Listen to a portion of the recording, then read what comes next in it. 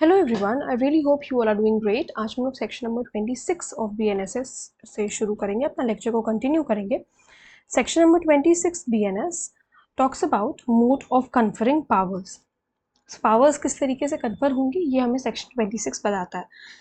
Subsection 1 says in conferring powers under this संहिता the high court and the state government as the case में B.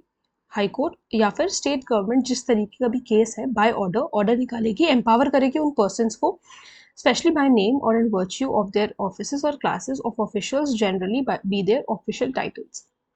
मतलब official titles किसी को भी एक ऑफिसर को देने का काम किसको है? हाई कोर्ट को और स्टेट गवर्नमेंट के पास पावर है। यहाँ से क्वेश्चंस जनरली बनते नहीं है, बट अब हमारी बेयर एक्ट में है तो हमें पढ़ना है।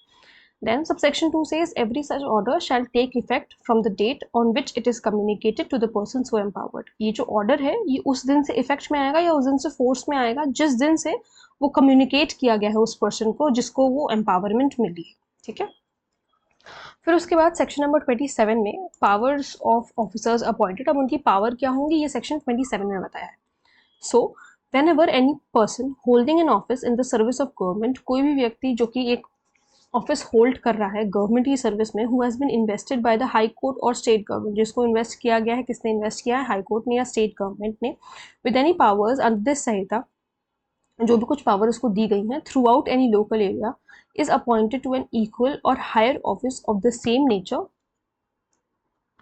With in a like local area under the same state government, he shall, unless the high court or state government as the case may be otherwise direct or has otherwise directed, exercise the same powers।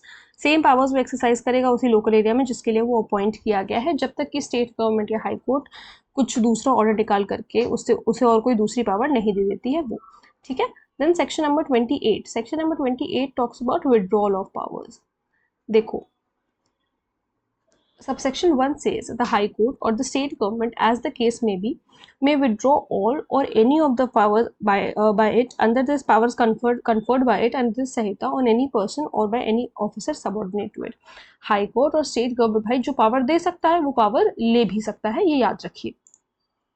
ठीक है, तो यहाँ पर high court या state government जो है अगर चाहे तो विड्रॉ कर सकती है, जो भी पावर जिसके भी ऊपर उन्होंने कन्फर करी है वो वापस ले सकती है। Subsection 2 says any powers conferred by the CJM or the DM, जो भी पावर कन्फर करी गई है सीजीएम के द्वारा या डिस्ट्रिक्ट मजिस्ट्रेट के द्वारा, may be withdrawn by the respective magistrate by whom such powers were conferred. तो जहाँ जिनको सीजीएम या डीएम ने पावर दी है तो वो उनसे भी विड्रॉ कर सकते हैं। ठीक है, then section number 29, section number 29 talks about powers of जजेस and magistrate exercisable by their successors in office.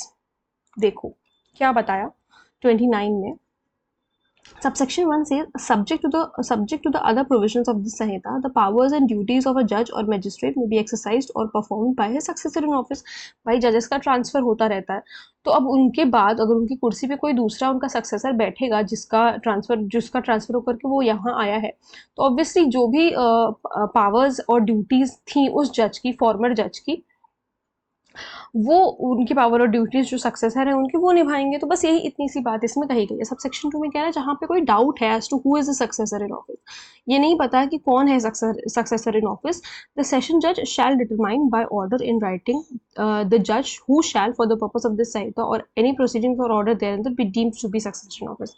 तो फिर सेशन जज के ऊपर मतलब सेशन जज बताएंगे, डिटरमाइन करेंगे, डिसाइड करेंगे कि कौन होगा सक्सेसर इन ऑफिस, जिसको मतलब ऐसा माना जाएगा कि he will be deemed successor in office, कौन होगा वो सेशन जज डिसाइड करेंगे ऑर्डर एंड राइटिंग से। ठीक है, where there is any doubt as to who is the successor in office of any magistrate। अब अगर मजिस्ट्रेट के कोर्ट में अगर ऐसा हुआ है तो चीफ जुडिशियल मजिस्ट्रेट या फिर district magistrate as the case में भी शैल डिटरमाइन।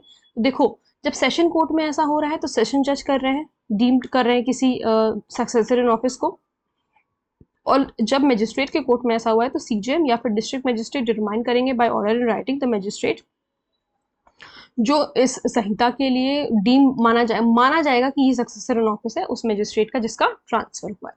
ठीक है, तो ये था आज का हमारा सेशन। उम्मीद करती हूँ कि आप लोगों को ये सेक्शंस अच्छी तरीके से समझ में आए होंगे। अगर कोई प्रॉब्लम है, कोई डाउट है तो आप लोग मुझसे कमेंट सेक्शन में पूछ सकते हैं। मिलते हैं नेक्स्ट वीडियो में। Thank you so much.